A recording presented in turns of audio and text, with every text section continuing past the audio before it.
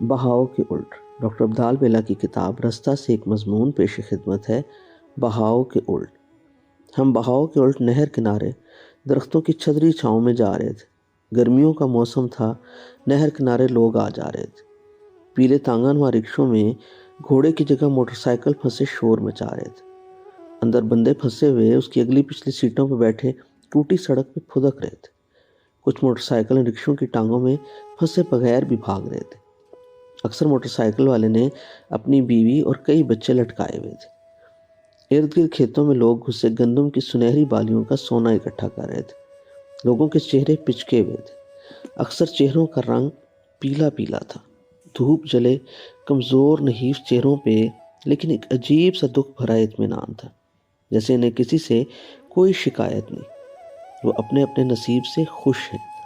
तभी तो उन शोर मचाते, धुआं उड़ाते, उछलते रिक्शों में माँ की गोद में चिमटे हुए बच्चे सो रहे थे।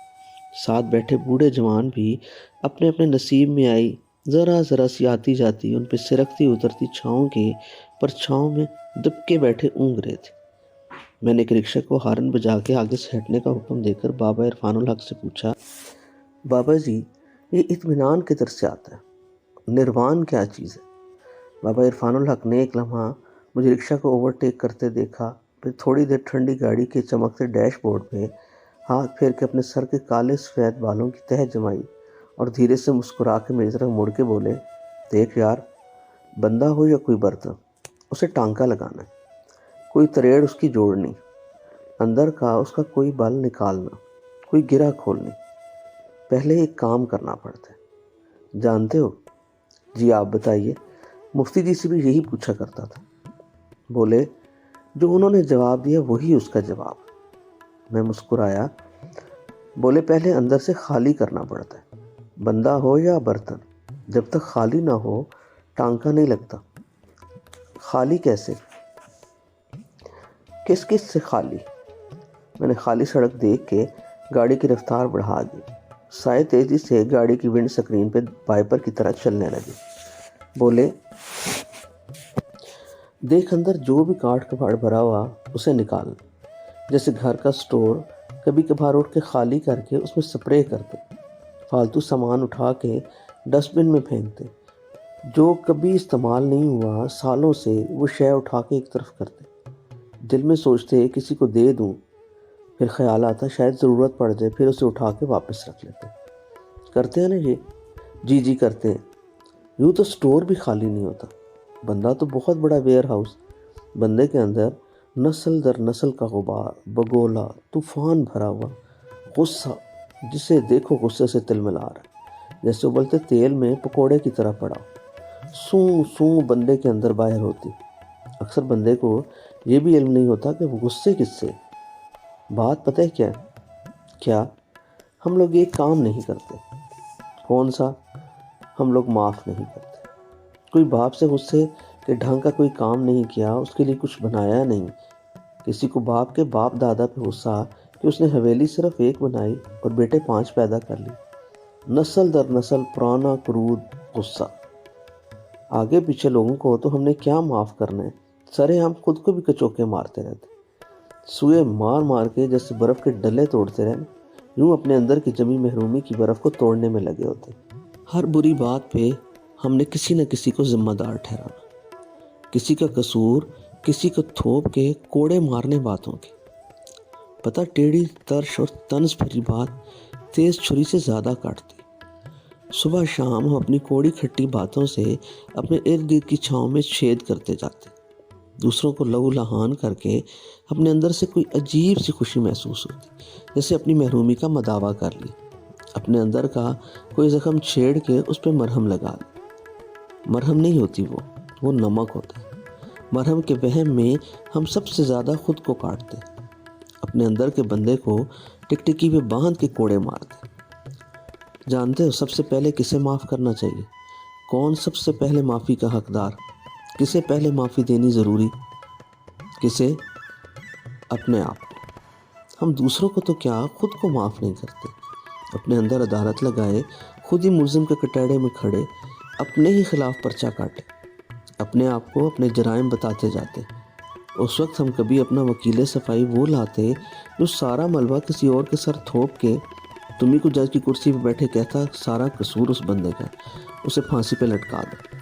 پھر اندر ہی اندر بحث چل پڑتی، اصل مجرم تو میں خود ہوں، مگر خود جب جج کی کرسی پہ بیٹھے ہوتے تو ڈنڈی مار جاتے، فیصلہ کسی اور کے خلاف لکھ کے، اپنے آپ کو پھر بھی سولی پہ چڑھائے رکھتے، خود کو معاف نہیں کرتے۔ اکثر ایسے معاملوں میں جہاں آپ کا اپنا بھی کوئی قصور نہیں ہوتا اور جسے آپ قصور سمجھے بیٹھے ہیں، وہ غلطی کسی کی ہے ہی نہیں، وہ تو ہونی ہوتی، ہو جاتی، ہم اسی میں الجھے رہتے، اگر ایسا نہ ہوتا مگر ایسا ہو گیا۔ دیکھ، بابا عرفان الحق میرے اسٹیئرنگ پہ رکھے ہاتھ پہ ہاتھ مار کے بولے، زندگی میں یہ وہ چیزیں نہیں ہوتی، نہ اگر نہ مگر۔ آگے ایک چوک آیا، میں نے گاڑی کی رفتار کم کی اور دائیں طرف مڑ گیا۔ بابا عرفان الحق بولے، دیکھ، ایک موڑ مڑنے سے کتنا فرق پڑتا ہے۔ زندگی میں جگہ جگہ موڑ، بس جدھر موڑنے والے نے موڑنا ہوتا موڑ دیتا۔ اور تقدیر ہے کیا؟ تقدیر پہ یقین تو کرنا ہے نا؟ جی بالکل، بس اسی میں ابھی تک ہم لوگ الجھے ہوئے۔ دیکھ، مڑنے سے پہلے 1000 غور و فکر کرو، رستہ نہیں پتا تو اس سے پوچھو جو رستہ جانتا ہے۔ دیکھ، یہ بہت ضروری بات، انہوں نے میری کلائی پہ ہاتھ رکھ کے میری طرف مڑ کے کہا، رستہ اس سے پوچھنا جو بھیدی ہو اس رستے کا۔ سب سے اناڑی پتہ ہے کون؟ جو نہیں جانتا کہ کس رستے پہ جاتے ہوئے کس سے رستہ پوچھتے ہیں۔ دیکھ، ہر رستے کے اپنے اپنے ماہر، ہر ماہر کی اپنی الگ دکان۔ اب سبزی کی دکان پہ جا کے تم کلیات اقبال مانگو تو اس نے حیرانوں کی یہی پوچھنا ہے کہ یہ کون سی سبزی اور کون سا پھل ہے۔ اگر کوئی یہی سمجھ گیا کہ اس نے پوچھنا کیا ہے، آدھا سفر اس کا کٹ گیا۔ اگلا سفر اس کا یہ ہے کہ پوچھنا کس سے ہے نا؟ جی، تو نروان کے سفر میں پہلے اندر خالی کرنا، ہر شے سے، ہر دکھ سے، ہر شکایت سے۔ جب اپنا آپ خالی ہو گیا تو پھر اس میں چھید دیکھنا کدھر کدھر سے ٹپکتا ہے بندہ، کوئی پیندے سے چھلنی، کوئی حلق سے اچھلے، جو کسی میں ڈینٹ ہو تریڑ ہو وہ دیکھ لینی، کس نے ٹکر مار کے ٹیڑھا کیا اس کو بھی اندر سے نکال دینا، معاف کر دینا جو بھی ہو۔ بس جب اندر سے خالی ہو گئے تو اندر پتہ ہے کیا بچے رہنا ہے؟ کیا بابا جی؟ ہے مشکل، کوئی کر لے تو پھر موجہ ہی موجہ۔ کیسے؟ اندر سے بندہ ہے کیا بھرا ہوا ہے اس میں جسم کے علاوہ؟ روح۔ ہاں، جب اندر خالی ہو گیا تو سمجھو بندے کا جسم چپ۔ اب اندر جو اس جسم میں رہنے دو کرایہ دار ہے وہ رہ جائے گا، اس کی آواز اپنے اندر گونجے گی، وہی سیٹی مار کے اندر ہی اندر ایسی پٹڑیاں بچھا کے بڑے انجن والی ٹرین چلائے گی کہ بندہ حیران، یہ کیا اچھوتے طوفان اندر بھرے تھے، کبھی دیکھے بھی نہیں، سوچے بھی نہیں، کون انہیں پالتا رہا اور کون انہیں کہاں سے لایا، کس سفر پہ چلنے کی یہ راہ، کون سا رستہ یہ اور کدھر لے جانے والا۔ لو بابا جی، کھڑی شریف، بس دیکھ، رستہ خود ہی منزل ہوتا ہے۔ منزل کوئی ایسی نہیں جو کسی رستے کے اخیر میں ہو، منزلیں رستے کی دھول ہوتی ہیں، راہ میں ملتی ہیں، بس چلنا ضروری، سفر بھی بندے کا خود سے خود ہی کی طرف۔ جس نے اپنے آپ کو ڈھونڈ لیا وہ پہنچ گیا۔ لو جی، پہنچ گئے دربار شریف میں پارکنگ میں گاڑی کھڑی کرتے ہوئے بولا۔ بابا عرفان الحق بولے، نروان یوں ہی پہنچنا ہی ہوتا ہے، خود سے نکل کے خود میں، اسی کو دیکھ کے اسی کو دیکھتے رہنا ہوتا ہے۔ چل اٹھ، میاں جی بھی پتہ ہے یہیں سے اٹھ کے یہیں بیٹھ گئے تھے، اپنے بابا دمڑی شاہ کے قدموں میں، ان کے مٹی سے اٹھ کے مٹی میں ملنے کے 100 سال بعد۔ دیکھ، روح نے روح کو کیسی روشنی دی، میاں جی سے سیف الملوک لکھوا لی۔ میں گاڑی کو بند کرتے ہوئے ریموٹ کا بٹن دبا کے گاڑی کی پیلی بتیاں جلتی بجھتی دیکھ کے بابا عرفان الحق سے بولا، ادھر مفتی جی کے ساتھ بھی آتا رہا، انہوں نے انہی سے قلم لیا تھا دمڑی شاہ سے۔ یہاں آ کے بولے، بابا جی ایک ہی بار قلم دے کے تھک گئے، آگے ایک منگتا اور ادھر سے لے کے گئے قلم۔ بابا عرفان الحق نے چلتے چلتے میرے کندھے تھپ تھپاتے ہوئے کہا، دیکھ، قلم کبھی قلم نہیں ہوتا، وہ آگے چلتا ہے، چل رہا ہے، اب بھی وہ وہ مجھے شرارت سے مسکراتے ہوئے دیکھ کے بولے، میں نے سر عام ادھر کانوں کو ہاتھ لگایا، توبہ توبہ، اتنے اجلے لوگوں کا قلم اور اتنا میلا یہ بندہ۔